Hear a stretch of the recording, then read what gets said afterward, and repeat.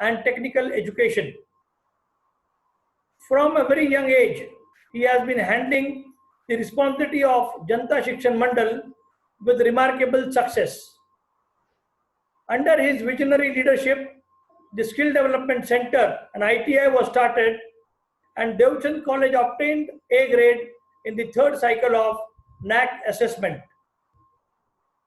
His vision has been to achieve excellence in all the processes of imparting education at all levels from KG to PG. As a recognition of his contribution in the field of education, Dr. Ashish Bhai Shah has been awarded with the Visionary Leader Award by the prestigious Indo-Global Chamber of Commerce, Industries and Agriculture. We salute him for the noble services he has been rendering to the cause of education. We now request Honorable Shriman Ashish Bhai Shah to address the webinar participants and to give his valuable inputs. Over to Ashish Bhai Shah. Good afternoon, everyone. Today, we all have come together for this international webinar on historical perspective of global epidemics and pandemics, its issues and concerns, which is organized by Devchand College, Department of History. The inaugural speaker of today's program, Dr. Worakmal from Thailand, keynote speaker, Honorable Milad Ali Moradian, resource person, Mr. Solomon from Nigeria, the other resource person, Gargi Roy Chowdhury from Myanmar, all the participants, people from the media, principal, the entire staff of Devchand College, I welcome you all on behalf of Janta Shikshan Mandal. If we look behind, there have been many epidemics and pandemics in the history of mankind. Starting from 3000 BC, which is almost 5,000 years back, there was the first epidemic in China called Sirka. It wiped out the entire village in China. This site is at the present known as Hamin Manga. There were many to follow. Some were well known as the plague in 1720s, cholera in 1820s, Spanish flu in 1920, which affected almost 500 million people, and about 50 million died in Spanish flu. Swine flu in 2010, it affected almost 1.4 billion people, and approximately 5.5 lakh people died.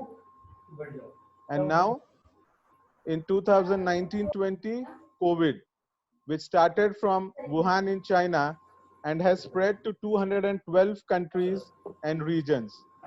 Almost 5 million people have been affected and about 300,000 people have died till date. Corona is a contagious disease which spreads from one person to another through droplets that are excreted from a person's cough, sneeze, or even when he talks. It can also remain on surface from 8 hours to 3 days or more. So it is becoming a critical thing to treat. There are different opinions of different analysts. Some are saying that many people die every year due to different reasons, such as heart attack, influenza, accidents, diabetes. We are not afraid of these. Then whether the media is hyping up and whether each case is being recorded and so we are getting afraid. The mortality rate of corona is only 2 to 3%. So do we really need to fear? According to study, only around 30% of the people are asymptomatic. They do not show any symptoms. They get cured by themselves. The second set of people say that it is true that people get infected by many other reasons, but those are not contagious. only the person who is suffering with any disease shall die if he isn't treated properly or isn't cured. But here in Corona, the entire family or the people who are in connection with this infected person will be affected. The person who tests positive is isolated from the entire family. The remaining family members are quarantined. People are afraid of this. There is no specific medicine till date for corona. Researchers say that the elderly people, the children, and the people who are having existing diseases like high blood pressure or diabetes have the chances of becoming a higher risk people. And these diseases like high blood pressure and uh, uh, is very common. Moreover, the symptoms of corona are also differing from one person to another. Certain people show no symptoms at all. Certain show only one symptom like headache, diarrhea, or even loss of taste, while certain have multiple respiratory symptoms. So people are in a panic. They say if we are alive, then we can think of the future and ways to earn. It is true that economy worldwide is affected in a large scale, but this is a temporary phase. The economy shall surely improve. There have been many times in the past that the economy has corrected, but later on again has increased considerably. It is a cycle, but at this moment there is a panic. The most affected sectors in economy are travel and tourism and education. I would like to highlight on education that online education should be a good alternative wherein there is no risk to the health of the children who are going to be our future and also to the health of the teachers. It is not easy to train small children the importance of social distancing, wearing masks continuously, not to touch here and there.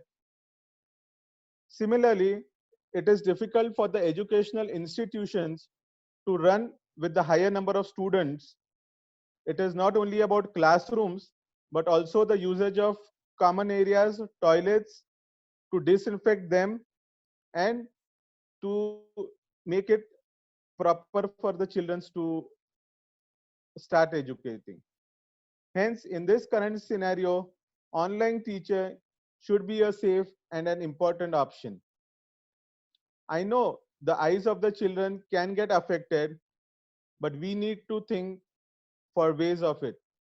We must use screen protectors and also make children to do some eye exercises. By doing this, at least we will not risk the life of the precious child.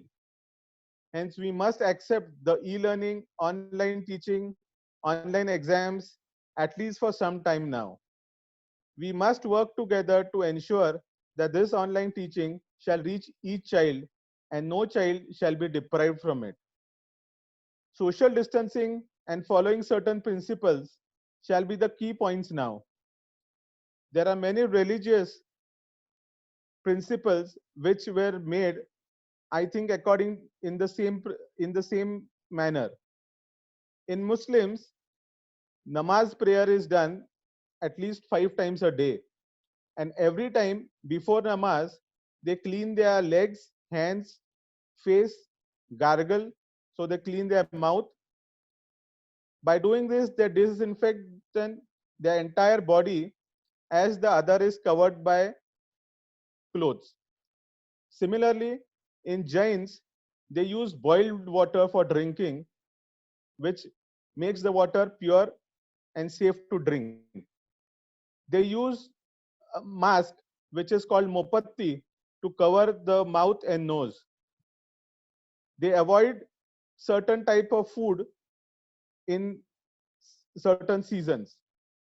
So religion have certain rituals which were made for the benefit of the mankind. Probably there was no scientific reasoning, hence rituals were made, and there is science behind each and everything. To conclude, I feel that we must maintain social distancing, take precaution like usage of masks, sanitizing, cover the entire body, work from home, go only when necessary for a certain period. We must be hopeful, we must be determined, we must ensure that every poor person gets food and shelter through charity or with the help of government. We must learn to help each other, and I'm sure we will be able to overcome this pandemic one day and shall be able to live a normal life. Thank you.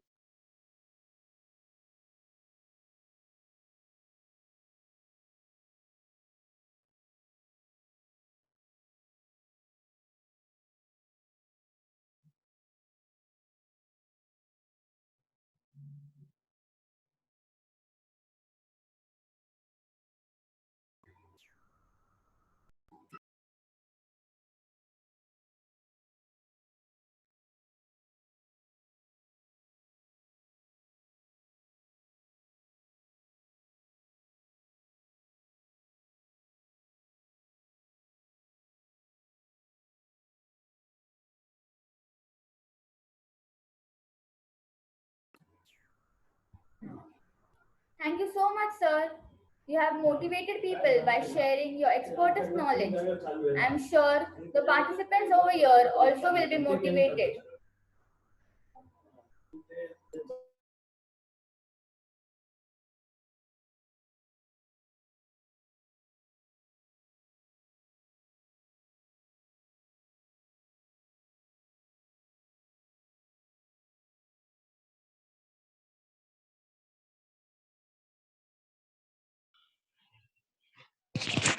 Hello, sound is off.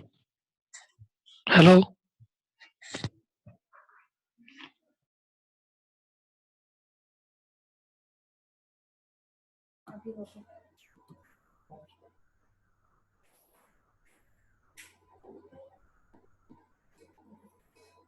It's a great pleasure for me to introduce our inaugural speaker at the international webinar, Honorable Dr. Vora Kamal.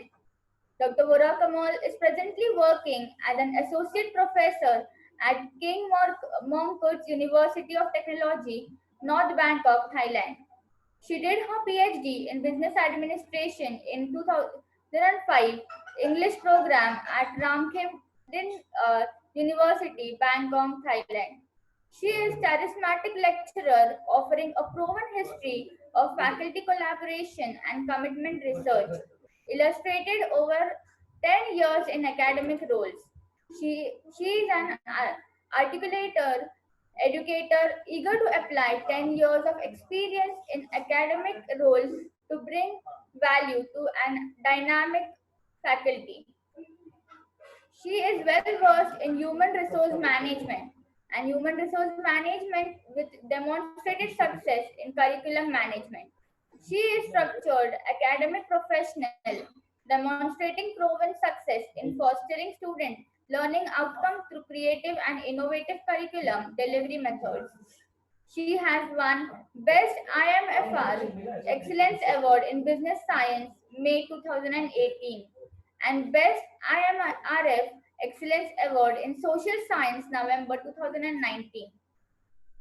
Now I request Dr. Vora Kamal to take over. Yes, hi everybody. สวัสดีค่ะ in Thailand, in Thai. It's honor to be like guest speaker for our space in the world. Probably firstly, I would like to thank you, all professor and participants to join together. Um, the first thing we concerned about this COVID is quite bad, isn't it, nowadays? But for the last 3 months, from last 3 months in Thailand, very terrible. But now we don't have any infection in country anymore after we have a curfew and have the quarantine from the people outside the country. Hopefully, I would like to show you guys about my PowerPoint. I would like to share my share the screen with um, the history PowerPoint of the Thailand. Okay. Um, hopefully it's like hopefully I share with the chat box if it's not show in between during presentation, so you can click on the Zoom group chat. Yes. Okay. For the festival of the novel coronavirus 2019 situation in Thailand, popularly is like festival for the pandemic for the COVID-19, as we know, starting from Wuhan, China, right? Yes, and as we know, Thai, our country is like very like communicate and trade economic with the China. Last like 30 years or last 30 years ago, American is very welcome with the Thailand. It's the first country for Thailand, but last 20 years ago or last 10 years ago, we changed. China is the very best friend of Thailand, and we communicate with the everything like the economic or China made is all product is shipped from China. So our economic depend on China.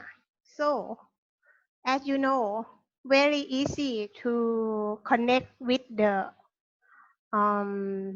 COVID-19. If you have a chance to Thailand, uh, you don't need to speak Thai, but you can speak Chinese. We very welcome Chinese people everywhere in community mall or shopping center in Thailand is like have the Chinese language. So very easy and very welcome for Chinese people. So beginning of the COVID-19, starting at the last year, since I think February in China, but is come to Thailand in about end of last year or 19. The festival 25 confirmed case in Thailand is like from China, Wuhan, because we have exchanged the Thai Navy with the Wuhan. Too many Thai army in Wuhan. So about we ship all Thai soldier from Wuhan after we have like we know we have the COVID-19 in China. So probably we know, but not the formal information. Last years, we know as the very bad situation in Wuhan and China because of the soldier for the government in Thailand, but Thai government don't information at all for our Thai nation, Thai citizen. So it's very bad situation. But you know what? For educate or for the middle class or upper class, we know we have information for the like inside new or the um, on the government because it's upper class or medium class. It's like we know the new first. So you know what? But Thai is like in Thailand, we are developing country. We have the poor people, much more upper people, and educate people. So very bad situation. I'm not happy at all because I heard from the heard for the news, but government did not do anything for our Thai. They hide the news back on under they hide out they hide new COVID from China, from our Thai people. So, but after that, you know what? In beginning of this year, too many people infected of COVID. So Thai people not allowed to travel, and they not cross the country. They still around China, Korea, Japanese can come over in Thailand, but Thai people cannot go out. That's the good thing. Thai people cannot go out outside, but the bad thing is all, all Chinese and Japanese, Korea, very bad situation about COVID. That situation, they can allow to Thailand, Italy also. In Thai, Thai about COVID-19 in Thai, very bad situation. In I think March in this year, March 2020. Yes, very bad situation. Everyone don't go outside. Everyone like, oh, what about poor people? If they don't go outside, they cannot have the money to pay for the living cost, and government don't help anything at the first time. But after they come they have the meeting for the poor people, so they like have the situation, they have like the role to give the money to the Thai people, have the effect from COVID-19 5,000 baht per month for the 3 months, and they give 1 mask to everyone for 70 million people. Probably it's like very bad, but after 3 months now, we can go out because we don't have we don't have COVID anymore in our country. After we have the curfew, we cannot go out. We have curfew for like the 3 months. We cannot go out between 9 p.m. until 6 p.m. And those things that government done with us very good, because because Thai infection is case 0 now. We don't have anymore because it's like curfew, because like nowadays our government is under the soldier, right, army. Our prime minister is from soldier, so under the law is very strong. If someone go outside during the if someone go outside during the curfew time, they will have go to the jail, yeah, for seriously, yeah. And probably why I want to show you about what Thai is doing, what Thai government is doing in Thailand. First of all, they like strong capacity to concern about the risk assessment and case investigate. They quarantine, and our health ministry, they work a lot of they too many work hard. Thailand also update the DDCase nation pandemic influenza every day, every day 2 times a day.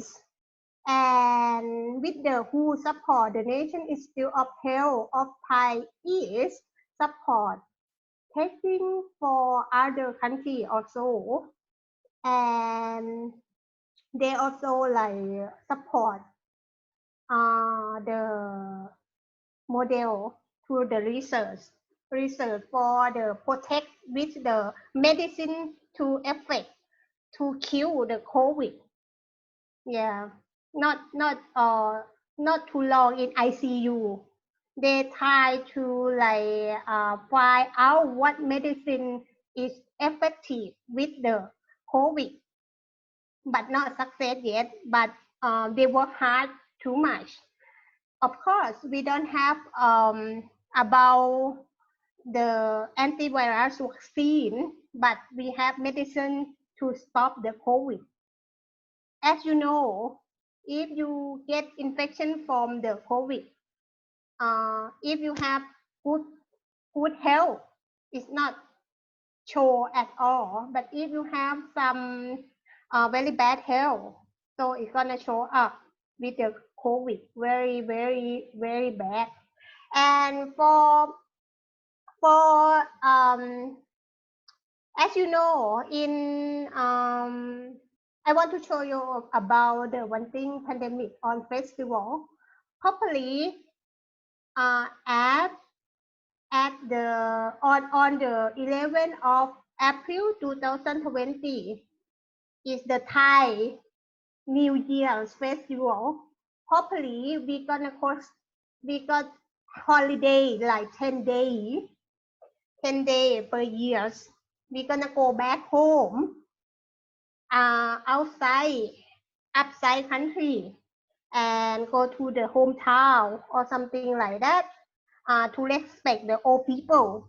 So for this year, we have a pandemic, we have the COVID pandemic. So everyone cannot allow to go back home. We have to stay at your workplace or not your hometown. So the Thai government not allow people return from outside country and reduce transmission from import case or person return from other country will be quarantined in state arranged venue. 2 healthcare workers are included in the newly report case. This one is the newborn, right? And we have the 2 healthcare workers report and newborn also. And totally 23 of new cases are close contact with the previously confirmed case, mainly among family members. 4 of the new cases are reported in individuals who either attend crowded space or who work or the work bring them into contact with the large number of the people. For the very bad, one thing I forgot, very, very bad situation in Thailand, starting from people back from Italy. And we have Thai boxing show in every Sunday. So too many people to go to the state and to Thai boxing performance, and very Caucasian, very foreigner from Italy or from the Europe, they come to join with the Thai boxing performance. So that's the bad case in Thailand. After that show, it's like a big concert, right? But concert about the Thai boxing. After that, so we have a lot of people infection after that performance. So our government not allowed to open the pub and restaurant, and later on they have a curfew, something like that. And Thailand situation for the next slide in the last 24 hours, in this one in April, 45 case, this one from the Thai boxing performance show concert, yes. And this one is the new and cumulative COVID-19 case in Thailand by the date of report. As you know, beginning of the I would like to show you about the beginning of the 7 March 2020. We have not a new case at all, but uh, before Songkran Day, 11 of April, we have 2,500 people got the COVID. And this one is like the Songkran Day in Thailand. I give you guys for my slide already. So if you have the question or you have want the answer in the future about the Thailand, you can ask me directly. Hopefully now in Thailand we go out already, but next semester for me, I'm as a lecturer in Thailand. I'm teach the student college, and we have policy like 70% online class and 30% in live class. So hopefully next semester we don't go to school, but it depends on the situation again. But this month, because the plan is changed every month, this month they said, okay, maybe next semester we can go to the school and use the social distancing. Yes. And I think in Thailand gonna be fine if we don't have the second pandemic come over here. And this one, how to wear a non-medical social distancing. And you need to wear a mask and has a hand gel for alcohol, something like that, and social distancing. This one I would like to show about the clip for the Thai trend always promote.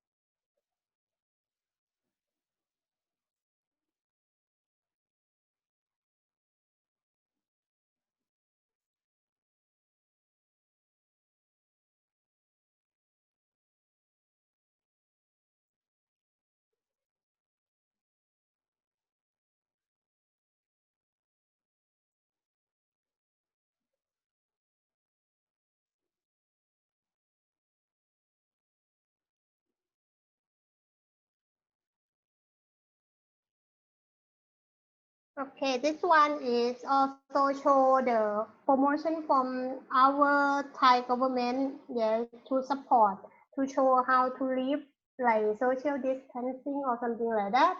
So if you have any question or any requirement to about the my PowerPoint or hopefully about the everything, you can email me directly 24/7 a day. I'm very pleasure to your guys to share with the idea or anything like the researcher or co-worker together.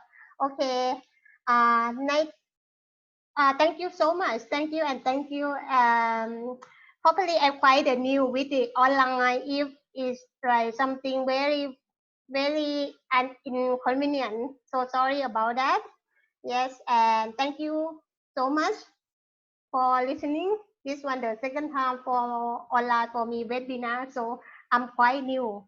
Okay, so properly. Thank you so much. Thank you and thank you. Thank you. สวัสดีค่ะ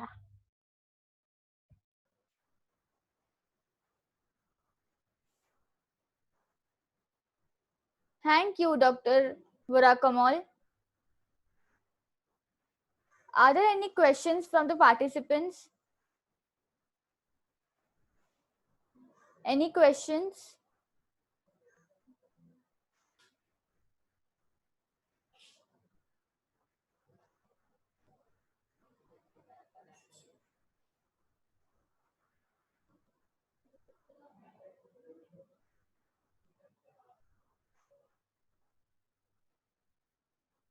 Thank you, ma'am. There are no questions. Okay, thank you so much. Now I request Ms. Shifa to introduce about our next eminent speaker, Honorable Milad Ali Moradian.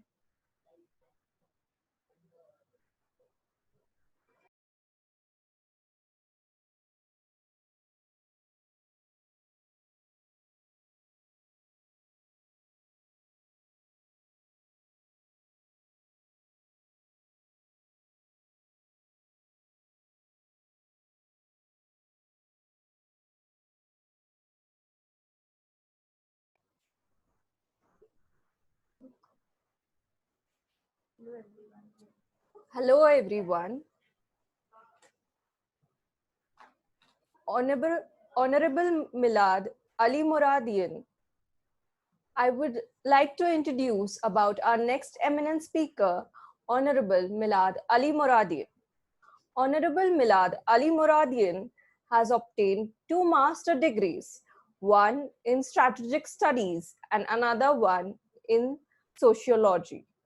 He is the cultural head of Iranian Students Association in India and a political advisor of Iranian Embassy in India and cultural advisor of Iran Culture House, Mumbai. He is expert of national security in Middle East. He is member of Community Analyzers of Middle East Crisis, member of Committee of Iran Activity in Shanghai Cooperation Organization, member of Current Historical and Political Studies in Iran Office, member of Regional Studies in Iran Office. He is also serving as a journalist of various Iranian newspapers and foreign sections. Now, I would like to request Honorable Milad Ali Moradian to address the webinar participants. Over to Ali Moradian.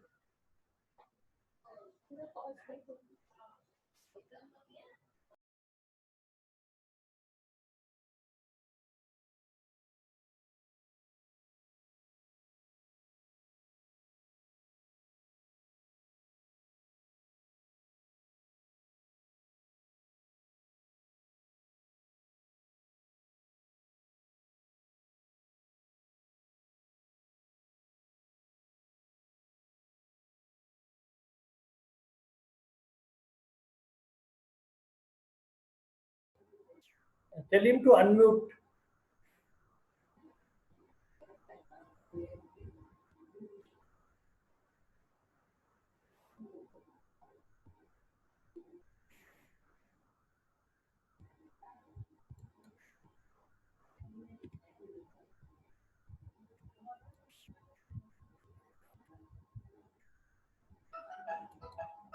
Okay.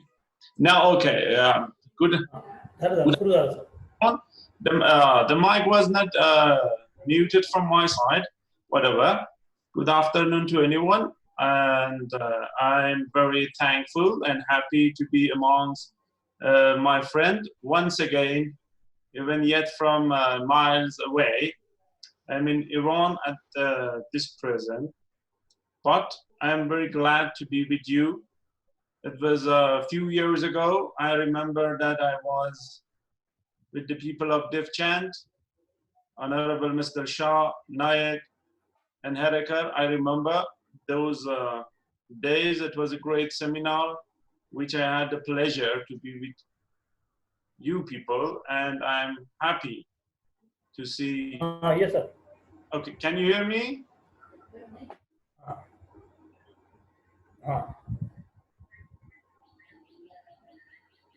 Yes, sir, Yes, yes, sir. sir, go Please ahead. go ahead, sir. Go ahead, sir. काम करो. Start को मैं Iqbal sir को बोलता, वो लोग science को मैं आ जाता क्या? I think there is a. तो इकबाल सर से जरा बात करो.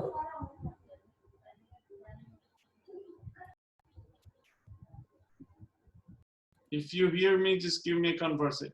Okay, I think now you can hear me. So whatever, thanks for the invitation. The topic that they have chosen for me is the historical perspective of this phenomena.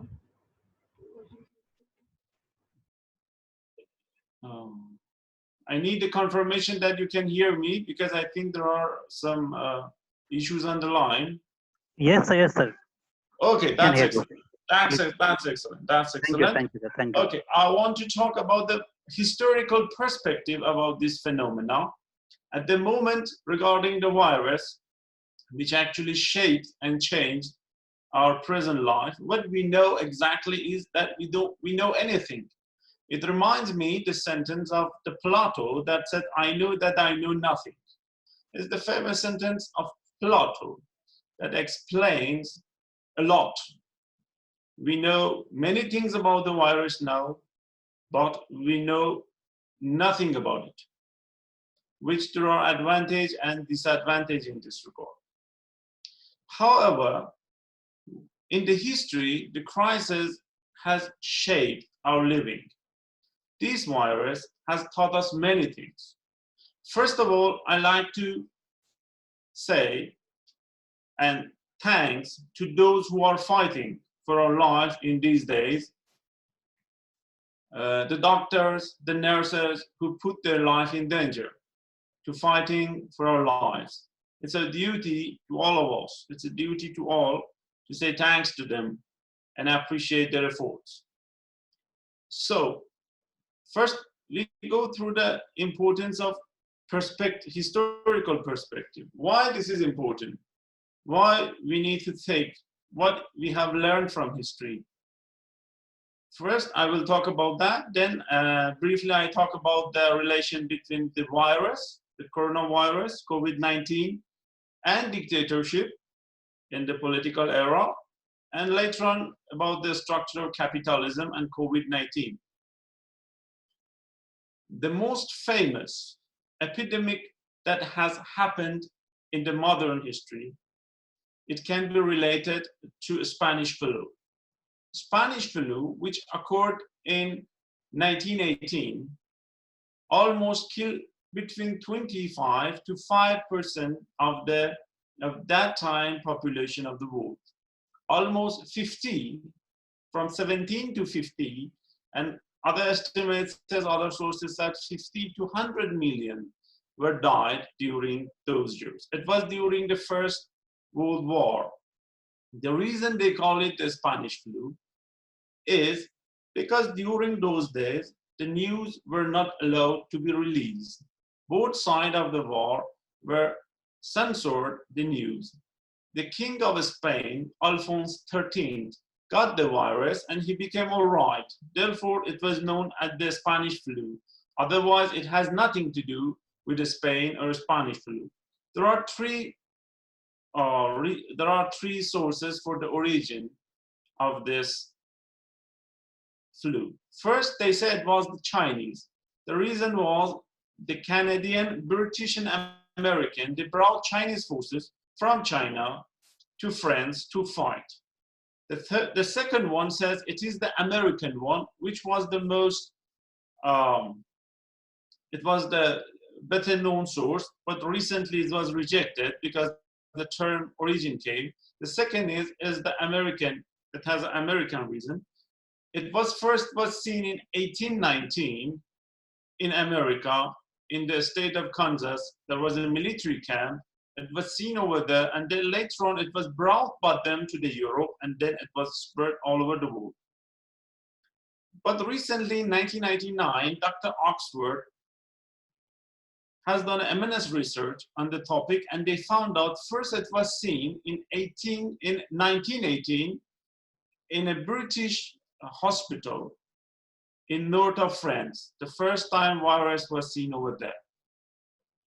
It was spread by Chinese, by Indian, and all other soldiers who were fighting for the British, and it was spread all over the world. Now I want to talk about what happened in Iran. The virus came to Iran in September 1918 from the south by British forces. It was spread and it got entire country within 3 months.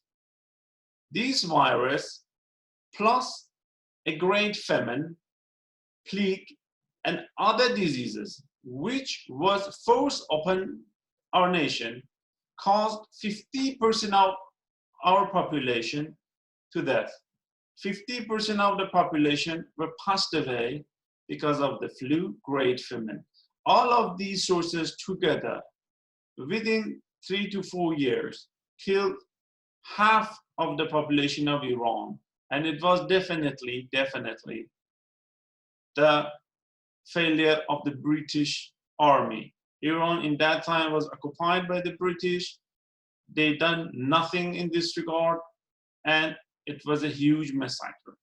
The result of this, which is my concern, and it might become the result of COVID-19, was a great dictatorship in the history of Iran. What we see from the virus, the governments are interfering in people's lives. One thing is for sure, in democratic country, they could not stop the virus. They could not make the quarantine. They could not make the lockdown, whatever they call it, very fast. But in non-democratic countries, they were able to control it. For example, by looking at China, we see a great effort and a good result on how they put the people in lockdown. Even India is a exemplary point in this regard, but yet India is a democratic country, which I will come to that too, but used undemocratic measures to control it, because democracy could not control this disease. We need prompt and harsh rules to control people. It can be used in a temporary period, but some countries, they are using it as an advantage. For example, USA has closed the borders for at least 60 days. President Trump declared that for 60 days there will be no green card for people. In Israel, which I do believe is a democratic country, no doubt within its boundary is a very democratic country, the government has power to control the communication of people. In China, they're controlling people with drone. In France, there were some sources that they were shooting at people. We don't know how long we need to live with this virus, but if the government use these kind of measures to control people, they will be able to control our life in a long period. Therefore, we need to give up our freedom, and therefore the democracy will be sacrificed in this way. There is no doubt that India has done a very well lockdown, but from other side, we see some people are dying from hunger within India. From another hand, what happened in this period, the left thoughts like communism or socialism, they are rising, because from another hand, it's showing the failure of the current political system. And also, it is against the new structuralism and new liberalism. These two political phenomena, which are very close together also, they are failed to provide what we need in our life. Capitalism has failed to support us. From another hand, even I see the capitalism as the leading philosophy that it's its fault that we are in this current situation. Please don't take it wrong that I'm supporting the left and I'm not supporting the right. It is nothing to do. Capitalism has promised us many things in our life, but when we needed that umbrella was rejected and was not given to us. So short, I want to come to the conclusion. What we need to know, we need to be very cautious. We should not give advantage to governments to take our freedom. It is very important. We must be aware. Initially, 3 months ago, there were a general fearing all over the world. People were worried. But nowadays, we see that it's much less. People are not afraid of it, although it's increasing in some countries. In Iran, it has been stable. In Europe, it has been stable. I don't know about India, but I'm sure in China, again, it rises up. But people are not fearing. The reason is comparing this one to N1H1, comparing COVID-19 to N1H1, it is less dangerous, but our body system is not aware of it. We have no experience of such virus, therefore it kills us. So people, scholars who are engaged in social science, they should be first cautious with the activities of the government. It's true, our lives are in their hands, but we must be cautious and aware of their decisions. Third, there is no doubt that this virus is going to change the political system of all countries gradually, whether to the right direction or whether to the wrong direction. Thank you so much.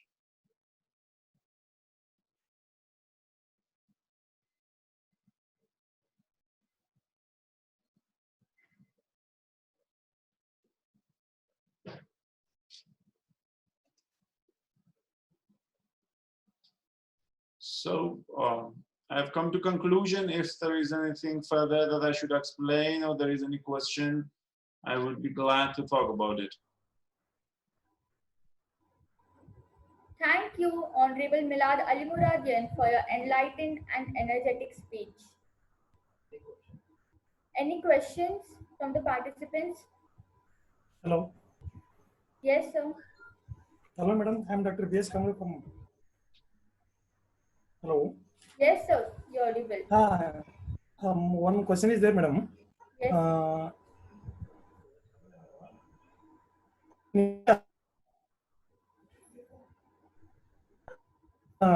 Patients and cases are spreading large scale in Maharashtra, where that Maharashtra government failed to control this hike spreading of COVID-19. This is one thing. Second thing, if you take into the account the migration of labor from Mumbai, Pune to Karnataka and other parts of the country, in other states, it may be due to the lack of that that awareness taken by the Maharashtra government while sending the migrated people to the other states. So just I want to know this issue or for justification for these two questions. Thank you, madam.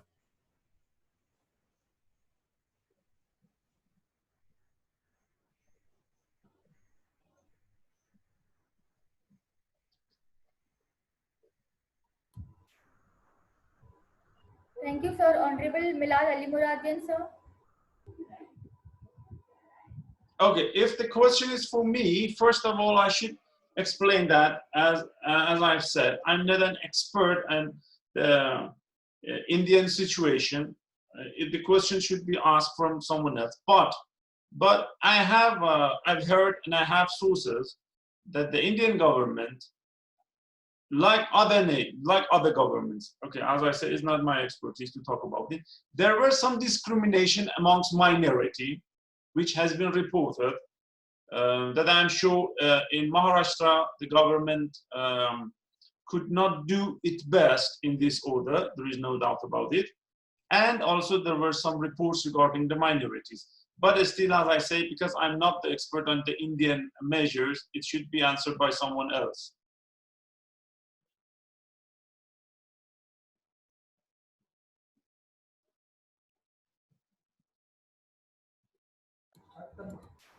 Okay, sir. Thank you so much. Now I request Ms. Sabha to introduce our next speaker, Honorable Gargi Roy Chaudhary.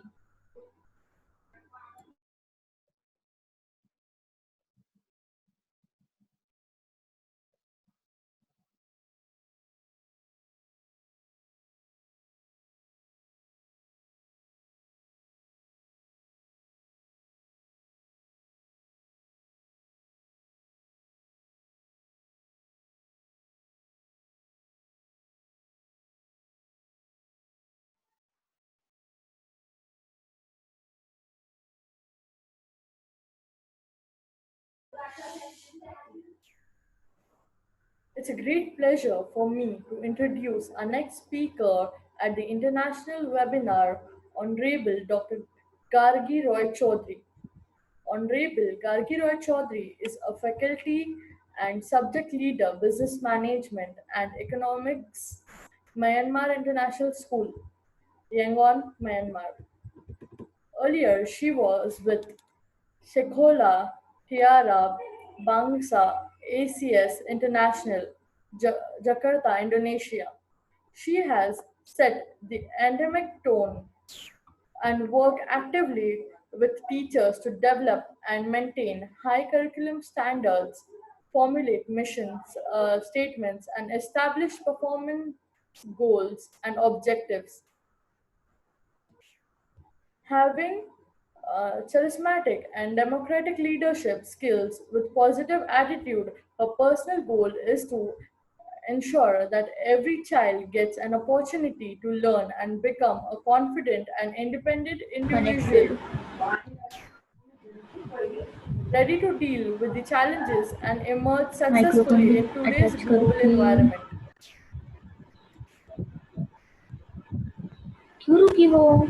I would like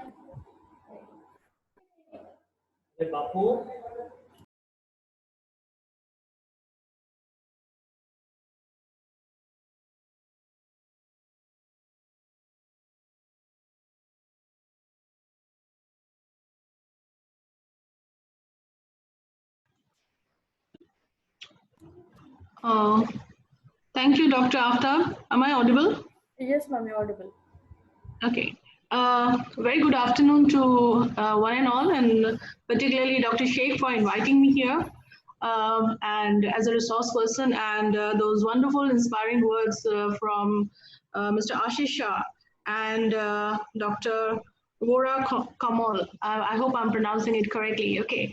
So a lot has been talked about the historical aspect of epidemics and pandemics. I have made a presentation on the historical aspect, since this is for the history department, and history is a very dear subject to me, because that's my first strength, and next comes business. So initially, when I started my career, I was basically a history teacher and a history faculty. And then presently, I am the examiner for history IB, and also I also set papers for the International Baccalaureate. So that's the part of history. I won't be talking much on the political aspect since I'm an educator. I would like to speak on the aspect of education and how basically this crisis, COVID-19, has affected all of us. And, it's really a very sad state of affairs on a global scale. So we would like to know, like, how has it impacted the education front, and what concerns are aligned with this kind of crisis? Firstly, I would say in Myanmar, I think Myanmar was one country which was alarmed at the very onset of this crisis, and that's why they could be very quick in responding to this, and immediately they could seal the borders. They would stop the trade, they stopped the flights, and there was immediate action and from the government, basically telling us about the safety measures and the hygiene aspect that we need to follow during this crisis. So that's the reason why in Myanmar, we just had 261 cases so far. We could save 165 lives, and there were only 6 deaths, 6 casualties, I would say. So very, very less, I would say, as compared to the entire, compared to other countries. But of course, there were countries like Vietnam. They had no, I don't think there were any death in Vietnam, I'm not sure. But countries like Nepal, Bhutan, they were very, very strict in their measures, and they could control this. So I feel in India we have a huge population. That's one of the factors. What I want to stress on today is basically the hygiene factor and the social distancing, which is really, really important here. I'm just going to share my screen with all of you.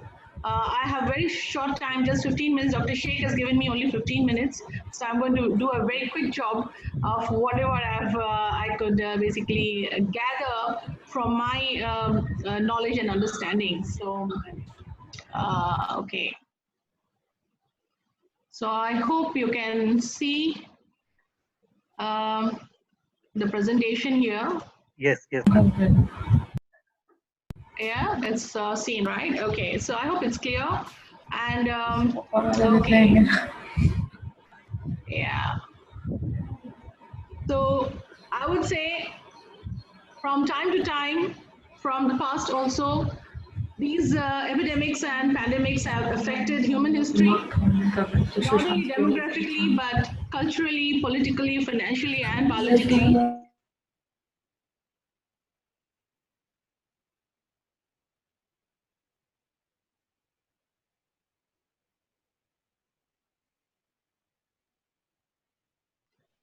Am I audible?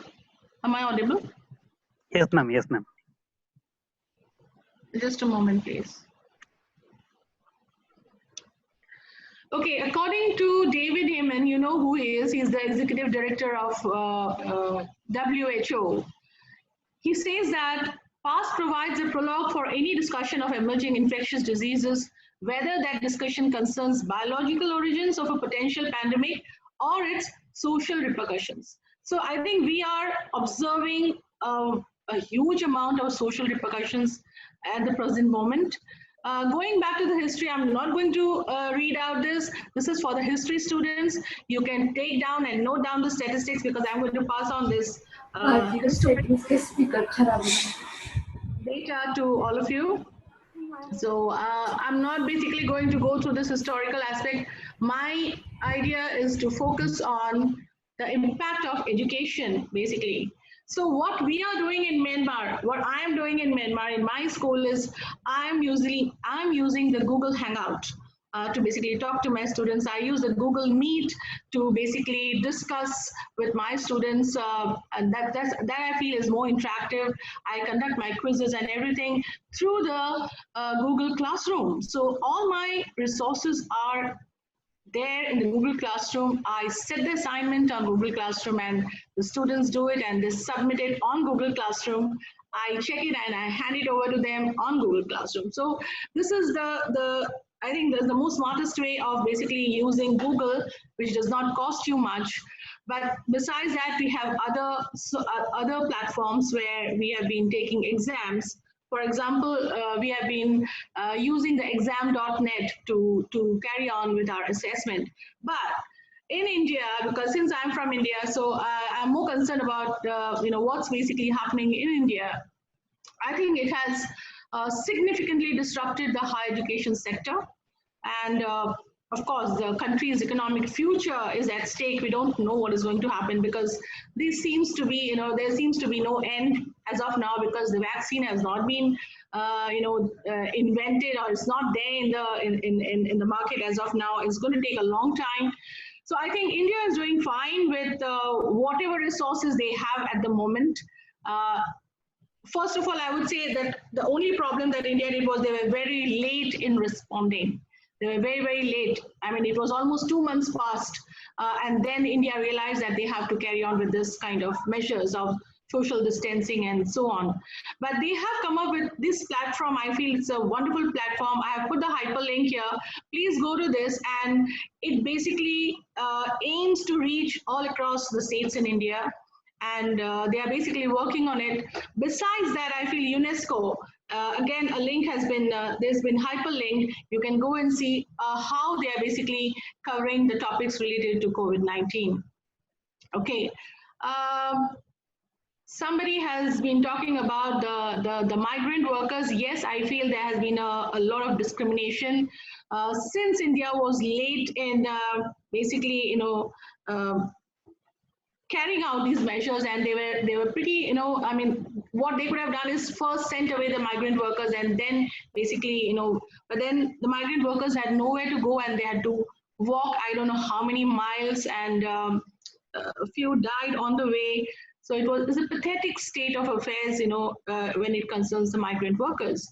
So I think that's again one more part that we need to look into. My point here is the transition to digital and online education, which I'm more interested in. And I can understand that the big schools, I mean the rich schools and the universities will be able to kind of access education through the digital platform to a large extent, possibly by using various platforms. But what about those children who kind of belong to the other 90%? How are those vulnerable category of students, how are they supposed to access the education? So this is a concern for me, because you had told me to talk about the concerns and issues. So I think this is a main concern, that how will these students from the government schools and maybe even from the villages able to access the education? Even there are certain universities or certain remote area colleges, how are they supposed to even go through this virtual platforms? So this is a concern for me. So this virtual learning is also kind of creating a social gap between the teachers, the students. I think this is again a big concern for me, because I'm not able to see my students face to face. So that's kind of a bit inconvenient to me, because I would like to see, of course I do see them on the video, but then the personal touch is missing. So the main aspect here which I was talking is the education part. So what I feel in India, there's this new education policy. I think all of you are aware of this, but then there's a new draft on DNEP, which is 2019. Now this will require a revision. They have to revise the following thing. That is, they have to basically strengthen the normative framework of the RTE Act now, so that access and diversity of language, so that all children are well within the education system. So they have to basically revise all these areas. And yeah, so those are some of the things that I wanted to kind of convey to all of you. For the higher areas, for the higher education, I would say the ministry or the MHRD is basically coming up with a lot of platforms to enable online education in India. Although the internet speed is a bit of a concern, I think it's a major concern right at this moment, because the whole of India is trying to access the internet. The next is the NCERT. They are also kind of coming up with a lot of online platforms. And then you have the Department of Technical Education. I'm sure the college would know about this. The university that you're studying in would know about this. And for the small kids, I think there's the PG Pathshala e-content. And there's a Swayam for the teachers. I think these are going to be the future as of now, I feel, till we get a kind of, antidote to combat COVID-19. So basically, this was what I wanted to convey to you. I'm basically going to hand over this presentation to Dr. Sheikh. So you can just go through it. I just want to convey my personal perspective. What I feel is that diseases do not afflict societies in random and chaotic ways. They are ordered events. Please try to understand they are ordered events because microbes selectively expand and diffuse themselves to explore ecological niches that human beings have created. And these niches must show who we are. Whether, for example, in the Industrial Revolution, did we care what happened to the workers and the poor conditions that they lived in? Did we even care for the vulnerable people? So if we are to be prepared now and in future, there has to be a fundamental change in our mindset. What we need to do at this moment, we have to think that we have to work together as human species. We have to care for one another. We have to realize that the health is of the most vulnerable people amongst us is a determining factor for all of us. And if we aren't prepared to do that, we will never ever be prepared to confront these devastating challenges. So the prime factor here is the hygiene factor and the social distancing. These two things will only reduce the impact of the deaths that are taking place in our country, in India, and of course all over the world. I mean, people are coming up with so many different methods, antibiotics or Ayurvedic and homeopathic and this. I think what we need to do is build our immune system. We have to make our immune system strong to fight this virus. And that's the only way, the way we can do this is by keeping ourselves mentally fit, by keeping ourselves physically fit. Of course, you can do your exercises at home. So be physically fit, eat healthy, build your immune system so that no virus, nothing can harm you whatsoever. So this is my message to you. The two mantras is the hygiene. So keep good hygiene and carry on with social distancing and try to build your immune system. I think this is the only way we can fight out this virus. And so we also have to start thinking that how we basically are going to care for one another, as we see in today's the Doctors Without Borders are doing in many parts of the world. So this is one thing that we have to remember. And the motto for now should be the culture of preparedness. With this, I would like to end this presentation, and I'll thank you for listening to me. And if you have any questions, you can shoot. And again, once again, thank you for inviting me here as your resource person.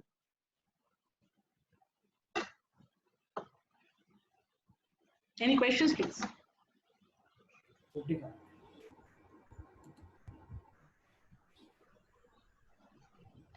Thank you, Honorable Gargi Roy Chaudhary. Is there any questions from the participants? Are there any questions?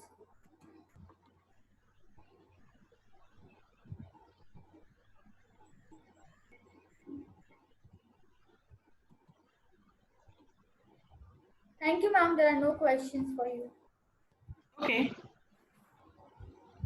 Our next resource person is Honorable Segun Solomon. This day will be noted to us to be one of those rare and wonderful moments because of a young activist. His name echoes the essence of service, dedication, and compassion. Segun Solomon is a young African leader with strong interest in advocating for quality education and initiating community development through emancipation, advocacy, empowerment, social entrepreneurship, and community organization for action. He is the executive director, Helpline Life Network, a network of young fellows making changes in the community through education, empowerment, advocacy, and campaigns for the development of individuals to become the best version of them, thereby creating a society of better citizens with happy life and quality growth. And CEO of Penguin Services, an education and content management consulting firm. Segun is also an associate director of Brain Builders International, a partnering NGO for the United Nations in Nigeria. He is a fellow Young African Leader Initiative, an initiative of a United State government, and has been featured on the global web of the network. Through this initiative and based on his compassion for community development, he convened the awesome La Alinas, a platform through which over 70 young and budding leaders in Austin State and beyond were trained and certified to become more responsible leaders in their individual communities and spur communities development projects via their knowledge and skill acquisition. Please join me in welcoming Honorable Segun Solomon. Over to Segun. Good morning, everybody. It's a very great pleasure for me to be here this morning, and I want to appreciate everybody for having me in India once again this morning. I want to believe everyone can hear me. Can you hear me, please? Hello? Yeah, you are host now. You can share your screen. Okay, thank you so much. So this morning I am here to speak about, excuse me, please. So I'm here to speak about pandemics and epidemics, you know, in relation to the effect that they have on the SDGs. And this morning, excuse me, please. Yes, sir, you're audible. Carry on, sir. Thank you. So this morning, like I said, I'll be speaking about pandemics and epidemics with specificity in Africa. And while we engage in this, I want to appreciate Professor Aftab Shab for bringing me up again on this. And I want to appreciate everyone who has put efforts together to organize this event. This is a very good initiative, I must say. So thank you so much for having me this morning. Basically talking about pandemics and epidemics, permits me to share my screen now.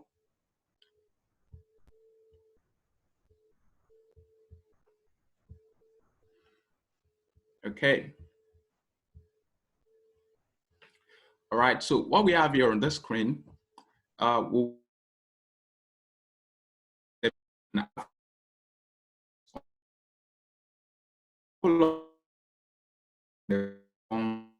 hosted by a college out there in India, and we were able to look at the effects, you know, the economic effects of COVID-19 as a pandemic on the on several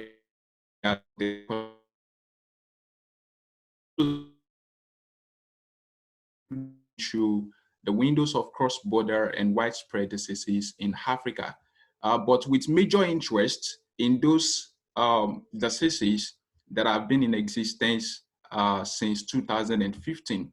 And of course, it doesn't mean that because we have them in 2015 that they were discovered in 2015, absolutely not. These are diseases that has been in existence for quite over a while, and we will be looking at the history of those diseases together.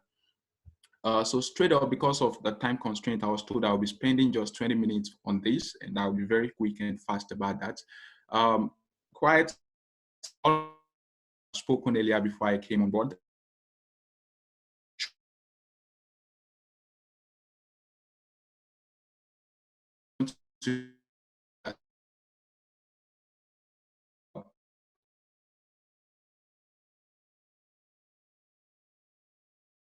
Mix to education sector.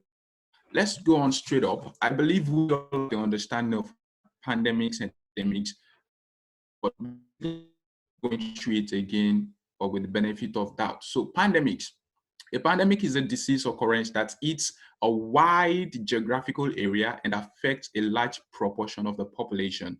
And then we have the definition of epidemic here, saying that it's a disease or disorder occurrence in a population at a frequency higher than expected within a given period of time. Like I said, I believe that diverse discussions have been made about diverse pandemics and epidemics. So I wouldn't be going so much into the history of those pandemics and epidemics. So, and like I said, my major focus is going to be on Africa. And now let's see some of these diseases that are so common in Africa. Like for the first instance, we have chikungunya. I am reviewing 15 of them. Then I mentioned earlier that we will be going through those ones since 2015, because that is in relation to when the Sustainable Development Goals, SDGs, were put in place together by the United Nations. And then, so let's see some of those diseases. We have chikungunya, we have yellow fever, we have Zika virus, we have cholera, we have plague, we have meningitis, we have anthrax, we have malaria, and of course we have Marburg, we have Rift Valley fever, we have dengue fever, we have Ebola, we have Lassa fever virus, we have West Nile virus, we have Crimean Congo hemorrhagic fever. And I should say that you would notice that some of these diseases had some special marks on them, like this Ebola. You can see this red mark, and then you can see for Lassa fever, you can see this.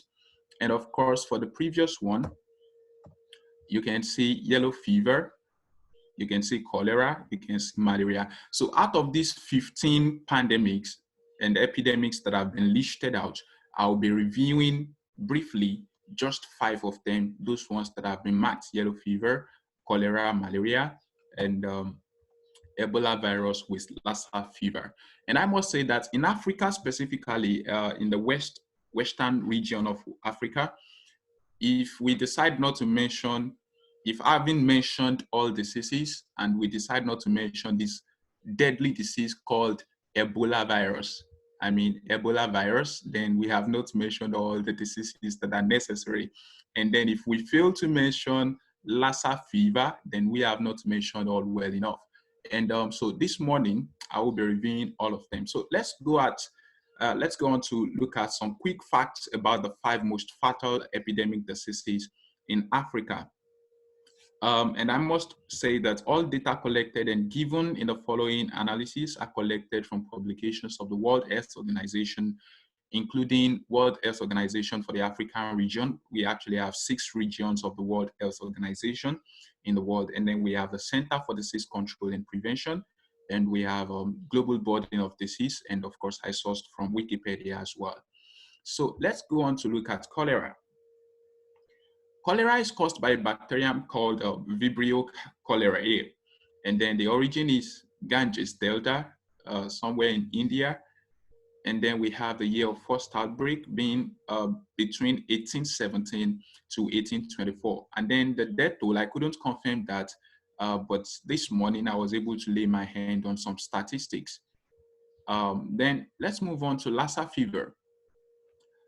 Lassa fever was the first reported case was found out to be contacted from rat excretes. And then the origin is Lassa village, and that's where it got its name from. Lassa fever from Lassa village in Borno State. So it originated here in Nigeria. And then the year of first outbreak was 1969. And don't forget, I mentioned the fact that we'll be reviewing all of these diseases in relation to their effects since 2015, based on the fact that the Sustainable Development Goals of the United Nations were established in 2015. Then about 3 million annual infection rate is being reported. Annual infection rate is about 3 million. And then the death toll so far since 1969 is being recorded to be 67,000 deaths so far, about 67,000 so far. And then we have, now this is a disease that reoccurs over time, with 3 million annual infection. So that shows that even when one is being healed this virus, then there is tendency of being reinfected again. So that shows that it requires thorough carefulness in that area. And then we have yellow fever. This is yellow fever, and the vector is Aedes or Haemophilus mosquitoes. So from this, I must mention the fact that when we talk about these diseases that are so much peculiar to Africa, that is basically because Africa is, in the tropical region of the world as we have it, and especially in West Africa, in the sub-Saharan area of the Africa continent. And then we have the origin as East. Then there is an argument that it came from the East Africa, and then some say it's from Central Africa. But all together, I decided to put them together, saying that it originated from East and Central Africa, and this has spread on to West Africa. And then we have the year of discovery as August 1900. Don't forget, I said this disease had originated right before 2015. And then the death toll so far has been 3,000 deaths per year. So it's a very risky and dangerous disease. And then we have the cases.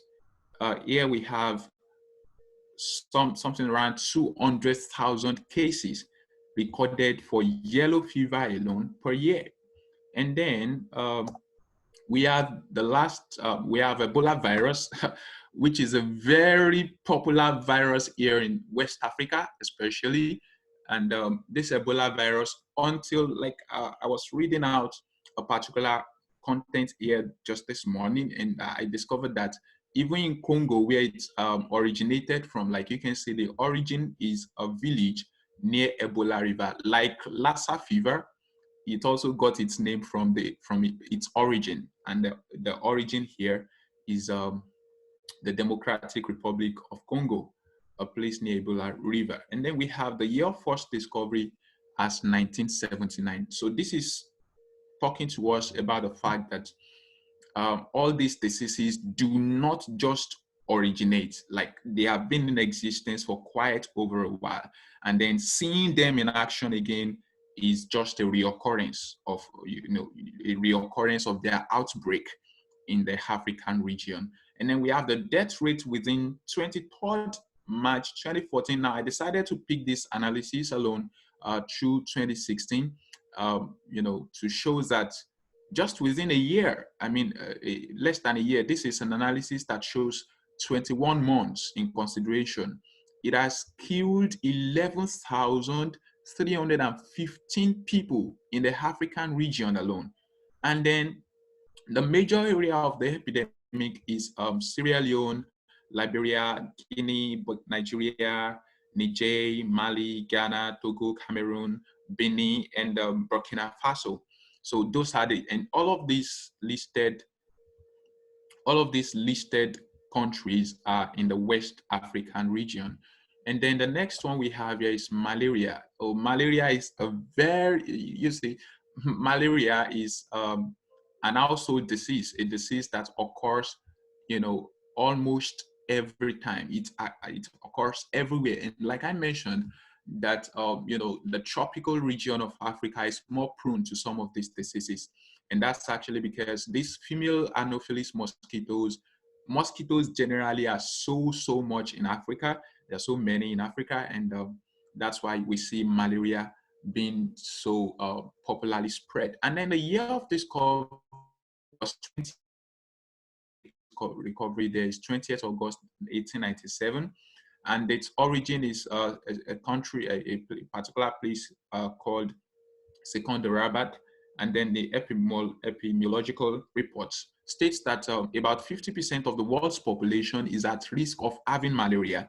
This is a disease that has been taking place recurrently since 1897. And then the death toll, in the world generally, in 2015 was 438,000. In 2016, we have 445,000. And in 2017 alone, we have 620,000. Now, what's the implication of this? We will discover that all these tolls that we have here, there is increase. For instance, in 2015 alone, we had 438,000. In 2016 alone, we have 445,000. And then in 2017 alone, we had 620,000. So you would discover that there is an increase in the rate of its infection in the world. And then the recorded cases in 2016 alone was 216 million. Oh my goodness, that's a huge infection. 260 million infection in 2016 alone. And then you would permit me to show you some documents that we are going to be reviewing together once I'm done with the presentation of these slides. And so, in 2016 alone, for the world to record 260 million recorded cases, that shows that this is even more, more outspreading compared to this current trend of coronavirus. And then we have 57% of fatality is usually of children less than age 5. So children of age 5 and below are more prone to this disease. And that's why everyone needs to take care of their children. Okay, so this shows a graph of all the outbreak and epidemic events by disease in the countries of the World Health Organization African region. And from this, we have 42 of them. If you decide to count from the very first to the last, we have 42 of them, and this was sourced from the World Health Organization African region from a report given in 2016. And so as we can see here, this is showcasing diverse diseases, like I mentioned, 42 of them. And you can see in the Democratic Republic of Congo alone, we have this rate. Oh my goodness, this is high. And then followed by Nigeria. And I feel this is actually because the population in Nigeria is so dense. Like we all know that Nigeria is the most highest. And then we have the disease frequency. So I'm rushing through this so that I can move on to. So are we still together? Yes, Hello, sir. can you? Okay, that's fine. All right, so now from this list, this is 40 of them. And then the summary of outbreaks, epidemics reported in the World Health Organization African region period between 1970 to 2016 by known disease. We have 38 of them that are known, and then we have 2 of them that whose conditions are unknown. And then so you would see that some of them here are start. So the first one that is asterisked here is Ebola. And in Senegal, we have a report that 1 case was imported from Guinea. In South Africa, 1 case was imported from Gabon. And in Côte d'Ivoire, the case was a nosocomial infection. Now, I am showing us this. You might be wondering what's the relevance of all of this to the Sustainable Development Goals of the United Nations. I need us to understand the fact that I think I should show us in the next slide what we have here. That okay, so like I should show us now in what we have in the next slide, what the Sustainable Development. Some is like you can see this universal, the word universal, and then you can see for people, these are keywords, these are essential keywords. And then the key tagline to that is leaving no one behind. So I'm going to report back to the previous slide I showed. So in Senegal, 1 case was imported from Guinea.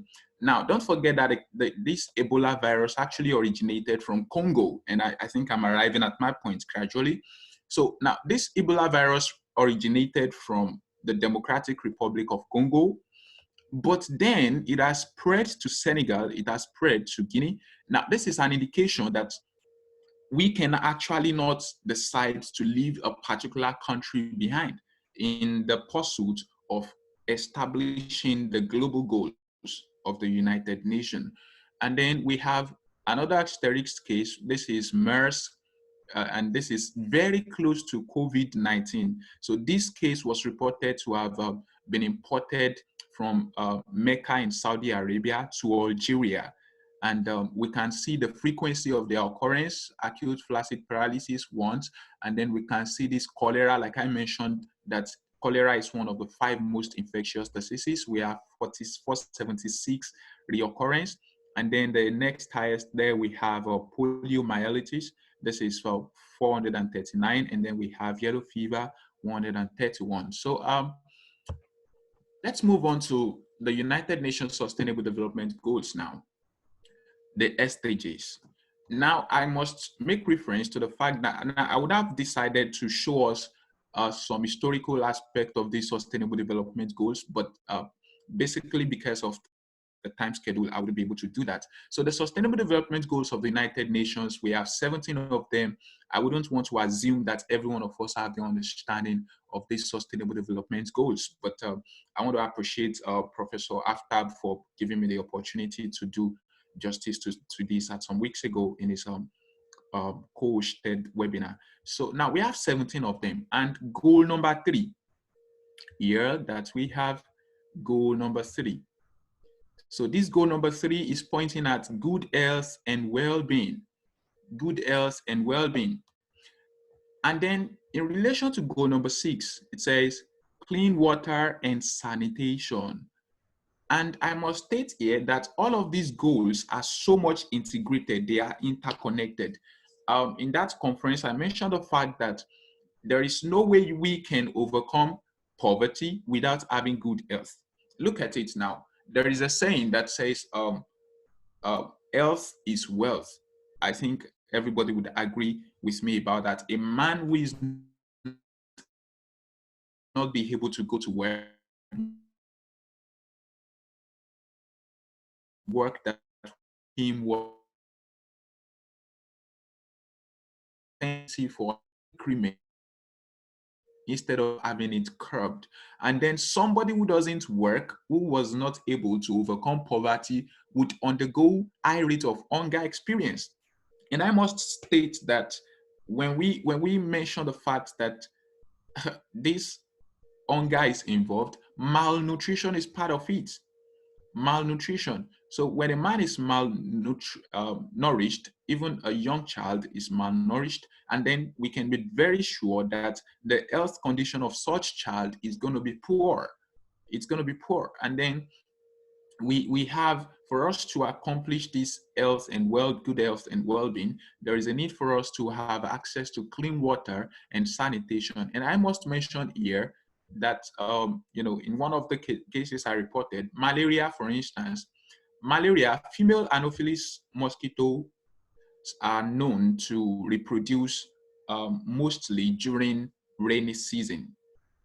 And that's actually because they reproduce during the season by laying their eggs in a stagnant pool, in stagnant water bodies. So Africa being a region, for us to understand that clean water sanitation, there is a need for us to understand the fact that the inability of the world to accomplish this goal number 6 is going to result in this continual reoccurrence of malaria. It's going to result in continual reoccurrence of malaria. And that's why you see that the population being infected just in 2016 alone was so high, having 216 million infection. Okay, so let me move on to discussing the Sustainable Development Goals. So SDGs are the set of goals which constitutes the action plans of the United Nations to establish, I have mentioned it, universal peace. So this peace has to be universal, prosperity, freedom for people in all nations of the world, without leaving anyone behind. And let us look at the key focal points. I'm going to be making them very short and simple. So the key focal points of these Sustainable Development Goals include the establishment of peace, concern for the people, the planet's prosperity, partnership, dimension. Then the dimensions are economic, social, and environmental. And that is why we would say that these diseases, they actually have so much effect on the economic system of the world. So permit me to show you some of these documents that I said we are going to be reviewing together. Excuse me. Oh, wow. Yes, sir. Okay. So, pardon me, please. I couldn't lay my hands on this.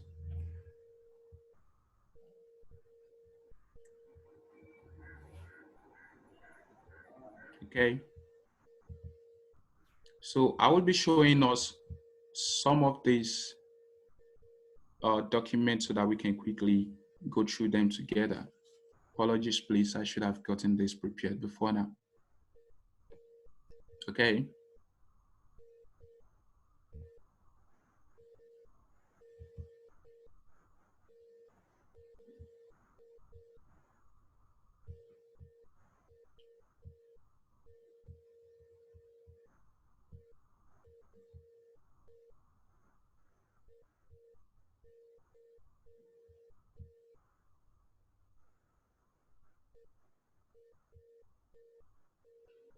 Okay. Please, are we still together? Yes, sir, still together. Okay, thank you. Please spare me. Okay, so we have the social virus disease in West African countries. Quickly, I will be showing us some of these cases. Okay, so this report is unique, and the first report to undertake an investment assessment of the EVD for each of the 15. And I must say that there are 15 West African countries, and breaking away from the traditional focus of the 3 epicenter. So there are 3 epicenters to this in West Africa. So then the report says that the 2014 Ebola virus disease outbreak in West Africa is the longest, largest, deadliest, and the most complex in the history of West Africa. And then, like we can see here, so I'm going to be rushing through the economical effects. I had prepared this already. I don't know why it went off. Excuse me, please. Okay, so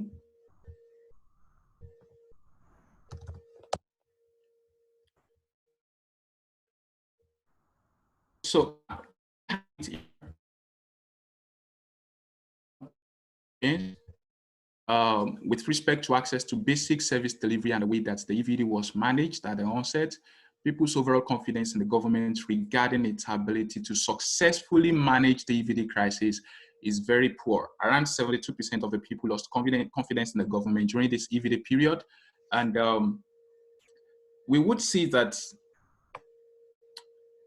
one of the major keys to accomplish the Sustainable Development Goals of the United Nations is to win the confidence of the people. And like I am now, I am advocating for the Sustainable Development Goals of the United Nations becoming a reality in my country here in Nigeria. And if the government system is actually doing poorly in terms of achieving simple goals, it might not be simple really, but at least to us, we would say that these are simple goals, then the confidence of the people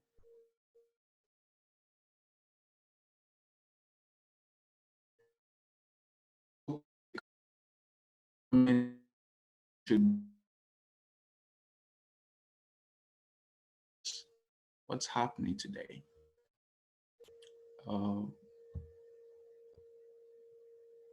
Okay, thank you. This is what I was looking for. Are we together? Yes, sir. Hello? Yes, sir. Okay, good.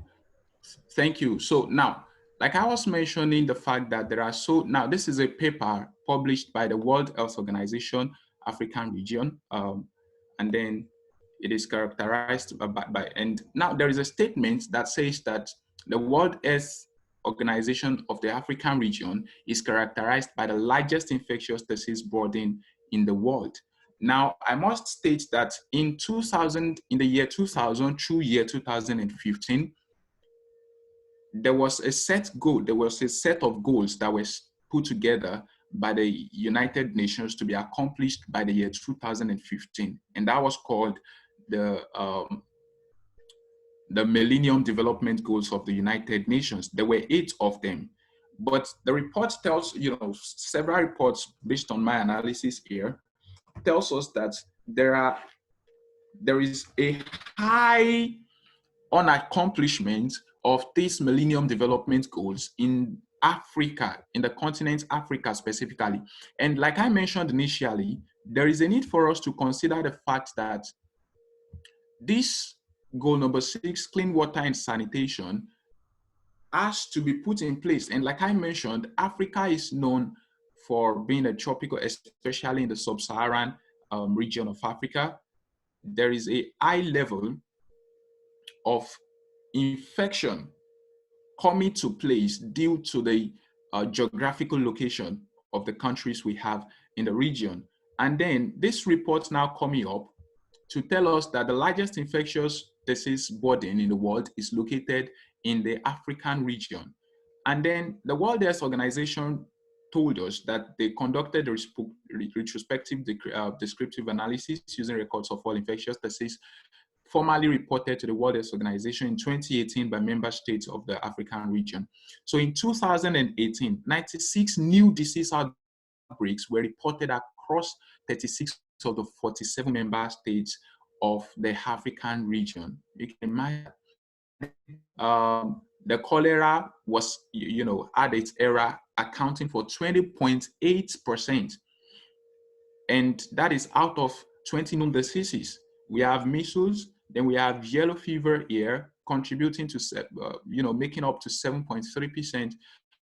And the African region of infectious diseases. And it's one of the states, like the goal, the tagline is that no one should be left behind. So it becomes very important for nations of the world to come together to find a way of helping Africa to overcome all of this pandemic and epidemic within its region. Because like I mentioned, a particular disease was transferred from Senegal. Like we can have it here, that that in Senegal, one case was imported from Guinea, and then in South Africa, one case was imported from Gabon. Of course, these countries are still within Africa, and in Côte d'Ivoire, the case was nosocomial infection, just spreading within. So as we have it now, it is important for us to note that the countries of the world, now, if an infection occurs in a particular region, then there is tendency for us to have the outspread to other regions. And that is why the importance of leaving no one behind is of high regard. Sorry, I'm making reference to that. Sorry, I'm missing some things here, and these are documents I had prepared earlier. Like we have it here. Oh, yeah. How am I missing this?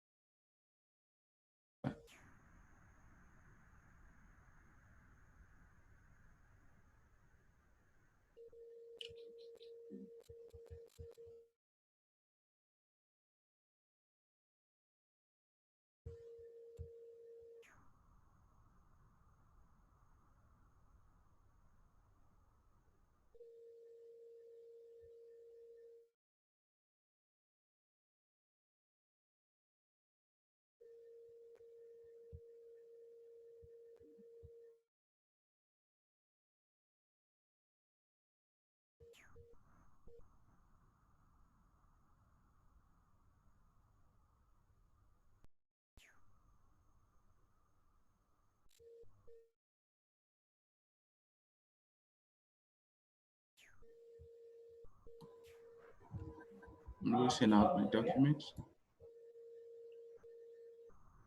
Okay. Okay, are we together now, please? Yes, sir, we are still together. Okay, I am so sorry, please. I feel like I lost one of my documents that I prepared for this, and that's Okay, why so I feel fine, so but we are disorganized. having a little shortage of time, so you can do it fast. Okay, thank you. All right, so please permit me to use this. I have lost my major documents prepared for this, and I can't lay my hands on it. This is so serious. Okay, I will improvise by using this so that we all can move together. Okay, so like one of the key focal points of in all their forms and dimensions, and to ensure that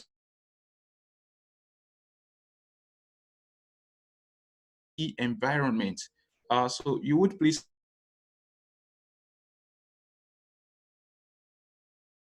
Oh my goodness, this is serious.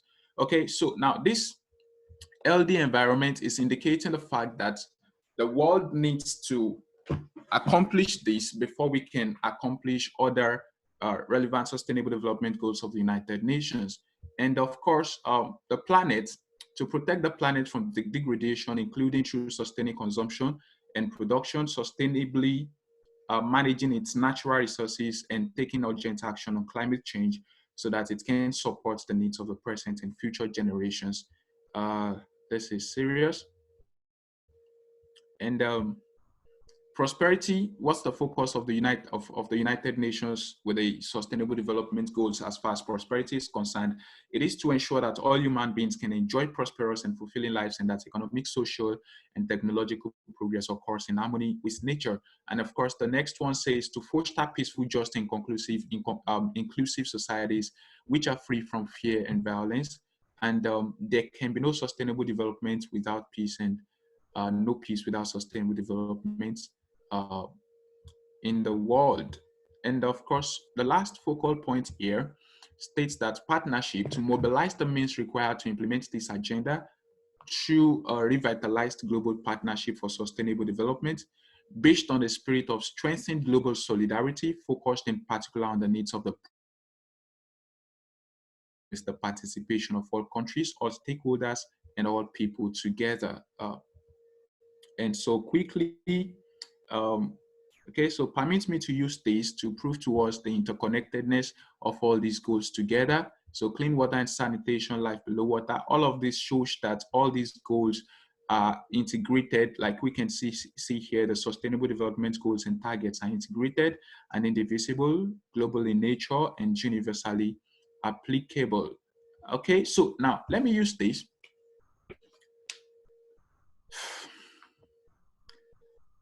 So for SDG number 3, there are these areas. I'm going to magnify that above others. My goodness, this is serious.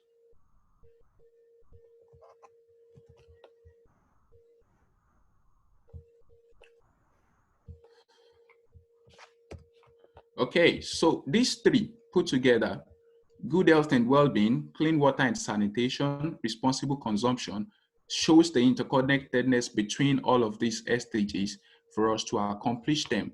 Okay, now, and I must also mention here, like every other person I've mentioned, that there are pandemics and there are epidemics. So for the African continent as a part of the world, COVID-19 is also one of the major pandemics that the African continent is experiencing at a time like this. And of course, it has its effect on everybody. And it has its effect specifically on the Sustainable Development Goals of the United Nations. Now, let me give us these instances, and I think I should make use of this to serve as an alternative to that missing document, please. This is unexpected. Okay, so good health and well-being, for instance. Report has it that in Congo, Brazzaville, the last infected person that was, healed of Ebola virus infection, like I mentioned, that Ebola virus is one of the deadliest diseases that Africa as a continent has ever experienced. So the last person that had this infection was released, just on March 10, based on my studies, was discharged from the hospital just on the 10th day of March 2020. Now, and we must understand that the fact that COVID-19 as a pandemic had been in occurrence since last year, November, in China, before it started spreading over to all other regions of the world, and African inclusive. So now, the Democratic Republic of Congo reported their first case on March 3, 2020. Now, I'm trying to establish a fact here, and the fact is that they were focusing on meeting the health needs of the people, primary health care, providing primary health care facilities. Africa was fighting, high rate of mortality, childbirth, during childbirth, and of course the death of children even after being delivered.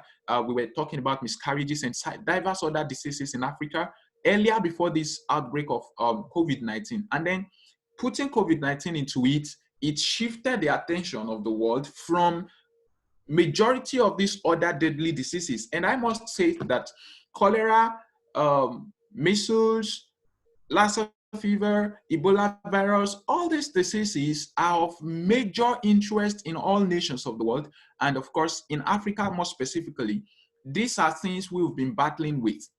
But with the outbreak of this pandemic called COVID-19 now, the world had to shift their attention to battling COVID-19 and winning over it. Now, it shifted the attention of nations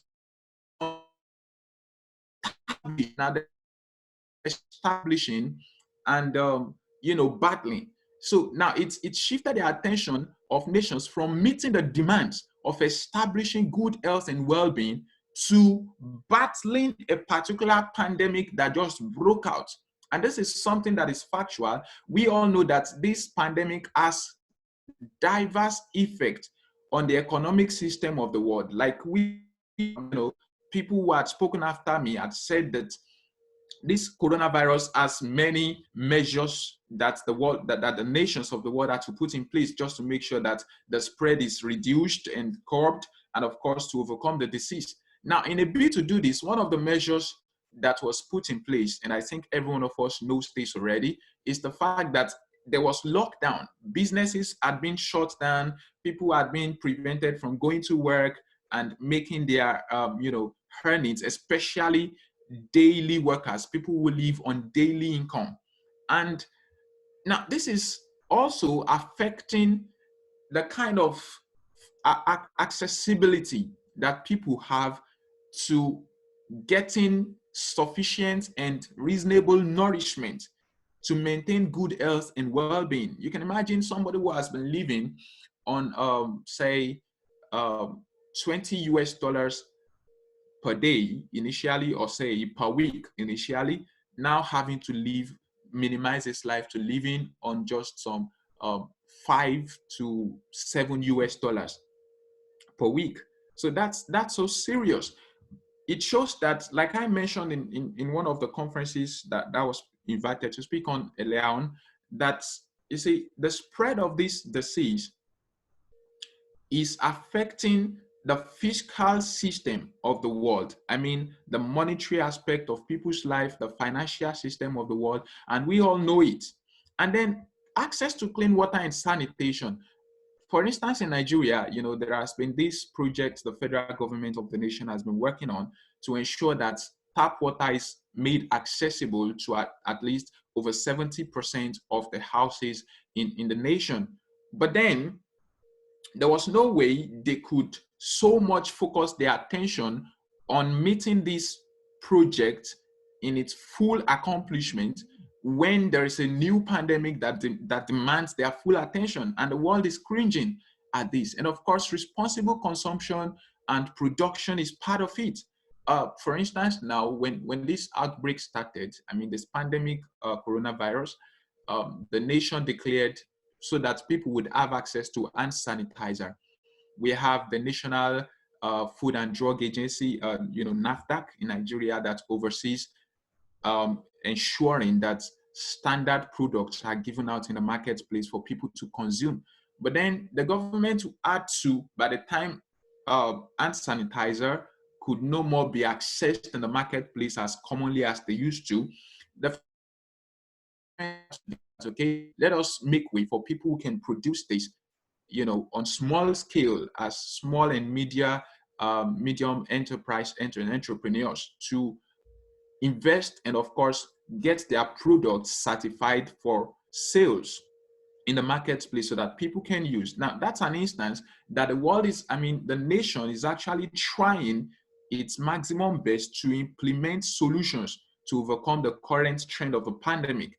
But they had to implement another strategy to ensure that things are put in the right order and necessities are met. Now, neglecting, the standard requirements, the standard procedures that things used to go through rigorously before they are being passed. So this pandemic is actually making people to, nations, governments of nations, to lose their guard and to lose their strictness for vetting and ensuring that quality and responsible consumption and production is in place. So permit me to quickly conclude by giving some of these recommendations. I must state that these are not the recommendations that I prepared for this very conference, but I just have to ensure I use this as an alternative. This is really serious on my part. Okay, so recommendations now, this is about COVID-19 for the global system. We say the following are derived from the recommendations of Interagency Task Force on Financing for Development. But before this, let me state that the health sector is what we are focusing on more as far as I am discussing this. And I must state that one of the key things that Africa as a continent has to do, and of course, which Africa alone cannot do, there is crisis in the financial sector of all governments, all major governments in the world, and Nigeria is not excluded from the list.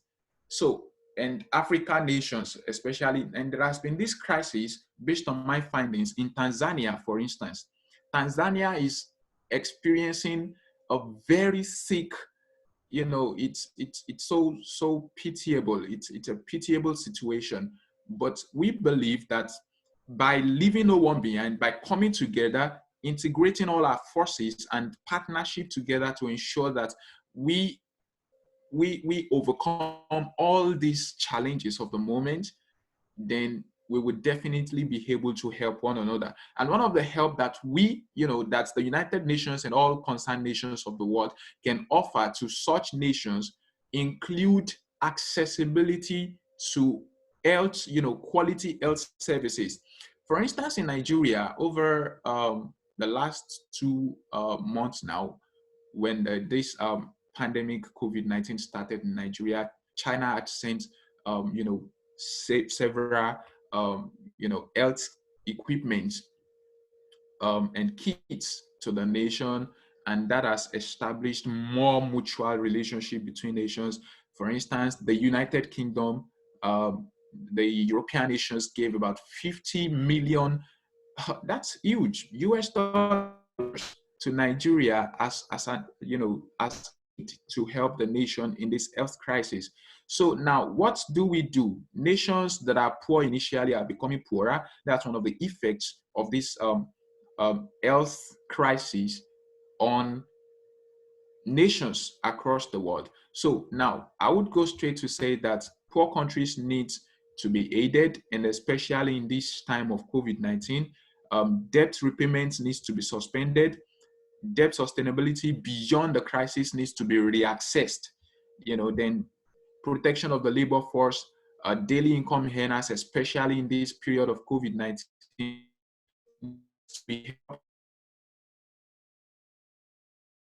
I will try to relate to the health. I mentioned the fact that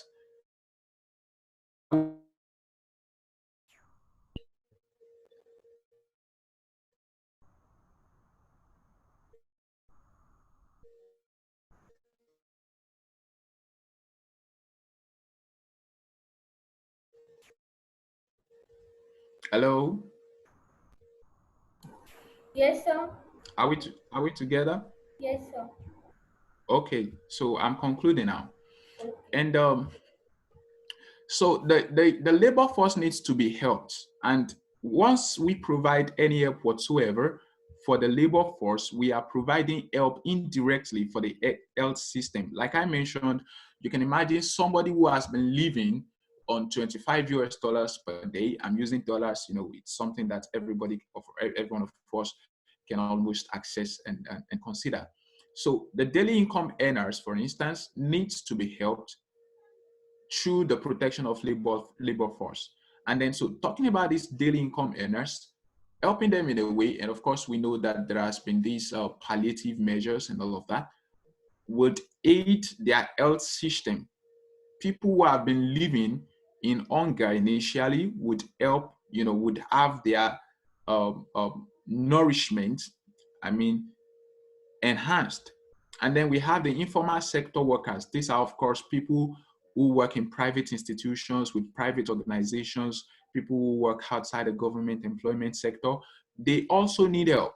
Many private institutions in this period of COVID-19 have stopped paying quite a number of their staff personnel. And this is so serious, especially for people who live on a single stream of income.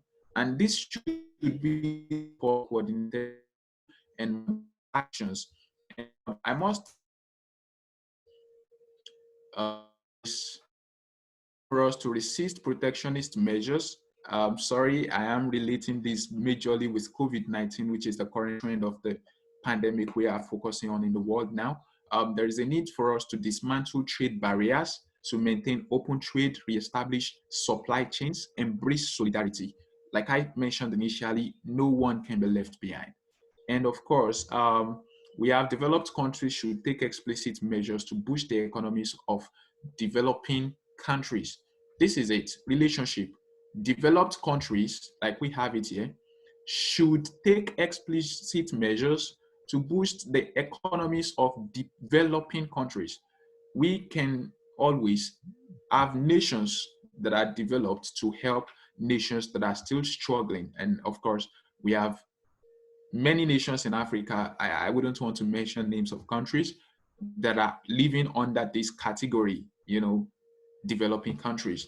And then there is a need for us to look at implementing debt relief, help create domestic fiscal space, inject concessional finance, and of course, the fifth recommendation here is that there should be strengthening of international public finance provision.